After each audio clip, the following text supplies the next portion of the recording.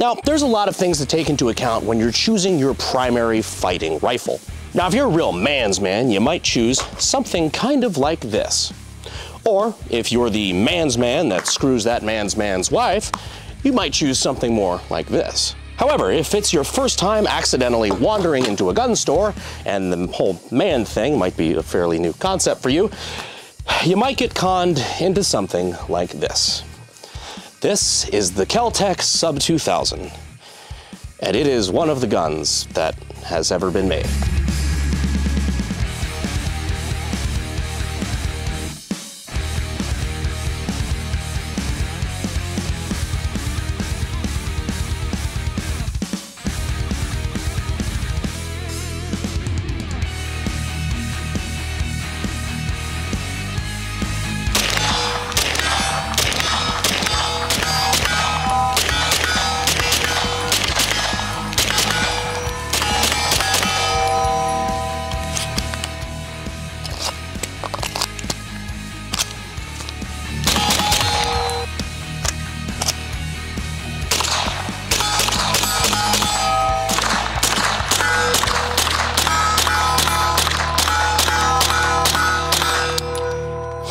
Sorry, I just had to practice shooting one of these like the average Sub2000 owner.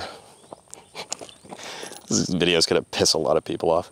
So what is the KelTec Sub2000? Well, the Sub2000, or the Sub2k, is the folding carbine offering from KelTec. So you just kind of hit that release in the trigger guard there, and the gun kind of folds in half, making it nice and easy, you know, concealable. It's actually originally back in the day why I wanted one of these is I just turned 18 and I was looking for a gun that I could kind of carry around, like a carbine that I could carry around in like my motorcycle saddlebags at the time. That, and we all saw FPS Russia shoot it back in the day and kind of just fucking wanted one.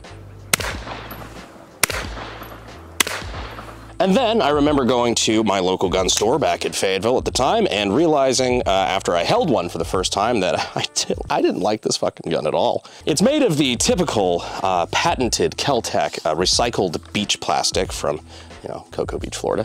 A place where they moved for sunny skies and easy access to all of the cocaine that they needed for their R&D meetings. And dear God, did Deborah load up that cocaine choo-choo train that morning when they decided to design this motherfucker. You'll also notice if you look, the typical design pattern perfect on all KelTec guns for the average user who is sexually attracted to a waffle iron.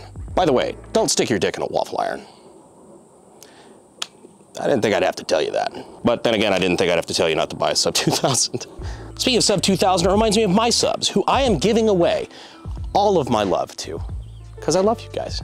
You know, love is free. It doesn't cost you a damn thing. You should try it out.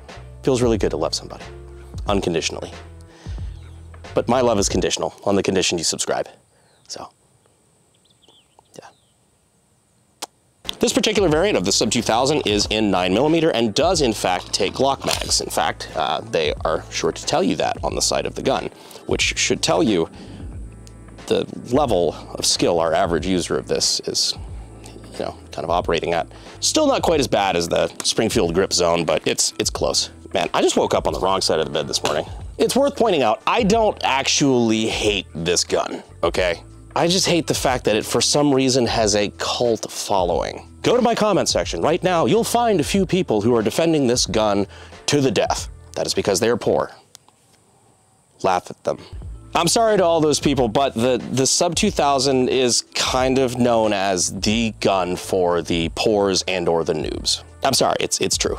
By the way, there's nothing wrong with owning one of these. I mean, hell, I own one just because I've always kind of been curious about them, and you know, I just want one of everything. Hell, I own all sorts of dumb and kind of weird guns. There's nothing wrong with owning it, but to use it as your primary fighting gun, you're really broadcasting to everybody that actually has spent a lot of time around firearms that you in fact have not. Because this gun just does not hold a candle even to just the average AR-15.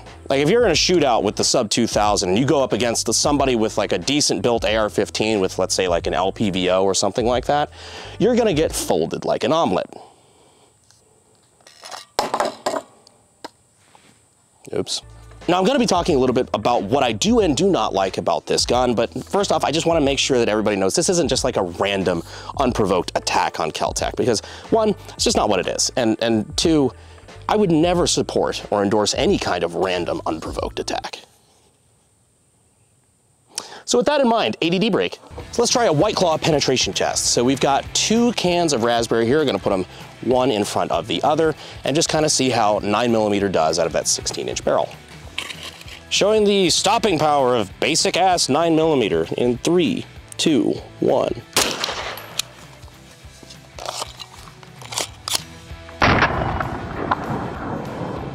So the 9mm was able to penetrate both. That's not really a huge surprise. Especially you do have a little bit more power out of that 16-inch barrel than you'd say out of like a typical handgun with like a 3, 4-inch barrel. But the energy displayed there was kind of lackluster because again, you know, it's just 9mm, you're not gonna have a lot of penetration. 9mm fails at penetrating pretty much any kind of armor and really just isn't gonna have that sort of depth of penetration to it. This is just getting more innuendo-ish as we keep going on. But now we're gonna compare it to an actual fighting rifle, like an AR-15. All right, we got a round of 5.56 loaded up. And ending the threat in 3, 2, 1. There we go. All right, so here we can see a lot more energy transfer, and even this still is not a very good demonstration, but it shows you a little bit, because this isn't really capturing the full energy of a full power rifle cartridge, right? See, at the end of the day, 9mm, even out of a 16-inch barrel, is a pistol round. It's a great caliber, I carry it, but out of a rifle, it's slow and fat, whereas you have like the 5.56, for example, is traveling at over twice the speed out of a full-length barrel. That and because it's actually taking advantage of its gas system, the recoil is actually less on the AR-15 despite having a better, bigger caliber. Because the Sub2000 is just direct blowback, you actually get a lot more kind of a jarring recoil impulse for what you get. And just because I had to shoot an AR today, you know, I'm cleansing the palette a little bit with this beautiful Yugo M72 RPK that we built.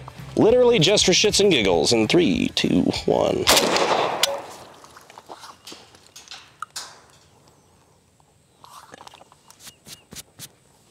Makes me happy.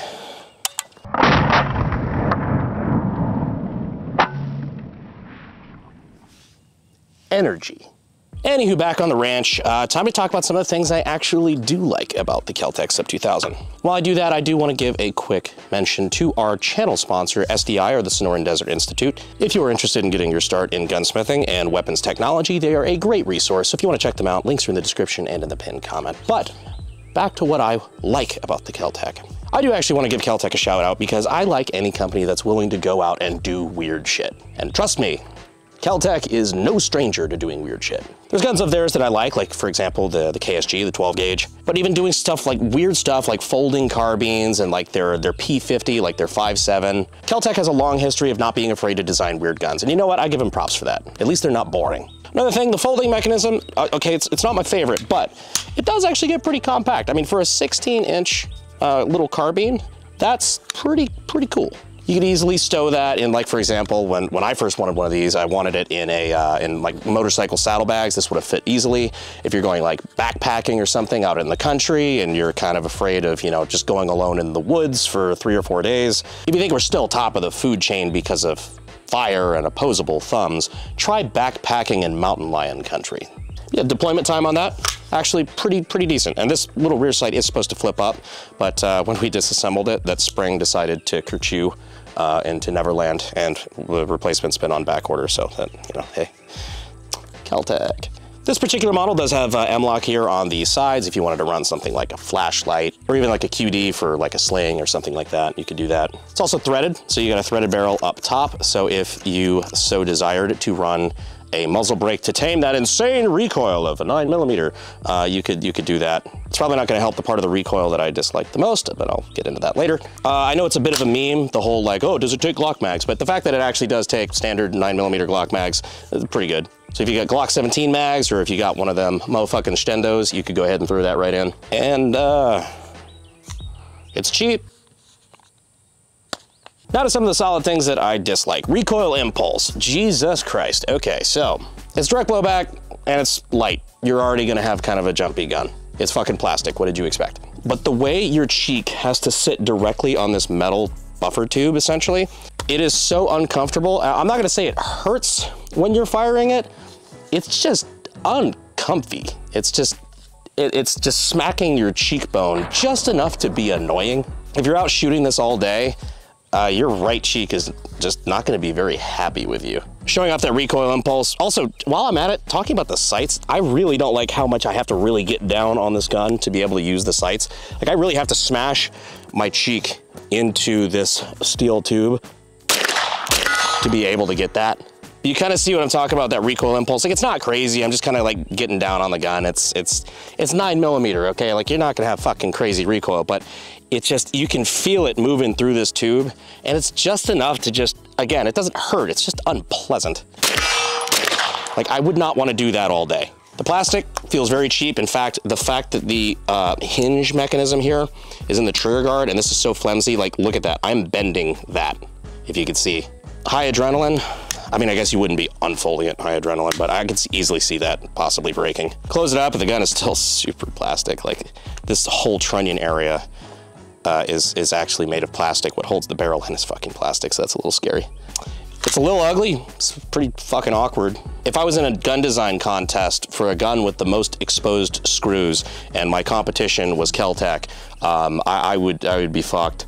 The charging handle is stiff and awkward. If you're watching this and you just recently went through puberty, I'm sure you can relate. In order to actually lock it open, you have to pull it back and move it to the right, because it's got this weird like reverse HK slap thing going on. It's just clunky. I mean, it is fairly light though, because it's primarily plastic. So let's say you're a biological female who has trouble holding up like a full-size AR-15 for long periods of time. I could see why you would probably be drawn to this. Another thing a lot of people have an issue with is this reciprocating charging handle here. Reciprocating means while the gun is firing, this is moving with it. Now, there really shouldn't be anything here in the way while you're firing that could cause that to be an issue, but I do know that some of my friends who have like longer facial hair have had issues with beard hair being just ripped out by this reciprocating charging handle, because if you look, that's exactly where your beard would be. So yeah, that's not really all that pleasant. Not really a problem for female shooters, but if you're more of a manly man type and you got a big beard, that's probably gonna be real fucking uncomfy real quick. So let's say you wanna do something about those lackluster sights. So we put a Aimpoint T2 Micro on here, so we can actually not have to like throw our cheek down on the gun to fire. That's totally well and good, right? Because you got this Picatinny up top, you know, that's what that's for. However, if you want to do the #1 thing that this gun is known to be useful for, that presents a little bit of an issue, because obviously it won't lock either, but it will not fold anymore. This becomes a lot less concealable, which just defeats the whole goddamn point of the gun. Now, I can already hear the Sub2000 apologists in the comments saying that, Brandon, now they make mounts that can rotate out of the way and allow this to still fold. Kind of like magnifiers do, right? How you can have a red dot magnifier combo and the magnifier can flip on and on or down and up, you know, that sort of thing. That is actually pretty fair. And if you are locked into using the Sub2000, that is an option that I would personally recommend. That's what I would go with. However, we are dumping a lot of fucking money into what at the end of the day is and will always be a fucking KelTec Sub2000. If you're getting a decent optic and a titty mount, you probably should have just bought a good gun to begin with. So you guys know I really don't do gun reviews, right? I'll do gun breakdowns, especially cool historic guns or, you know, military firearms, stuff like that. But I don't like doing gun reviews, and I especially don't do fucking paid reviews. But I know a lot of you guys have been asking about this gun for a while. Hell, me and Donut actually joked about doing a tactical Sub2000 at one point, you know, a full auto, suppressed, decked out KelTec to see if we could actually make it decent. I'm filming a fucking video here. You ever just get interrupted in your day job by your tax dollars? But oddly enough, I've had a lot more people asking for this video now. So you know what, I had it laying around. Figured I might as well show you why I don't exactly hold it in high regard. If you have one and you like it, you know what, I'm genuinely happy for you. I would be caught dead with it, unlike some people. Anyhow, guys, make sure to go down and check to make sure you're still subscribed. YouTube kind of has a habit of randomly unsubscribing people sometimes, randomly. I appreciate you guys watching to the end, and as always, I will see you sexy YouTube mother lovers in the next video. Thanks.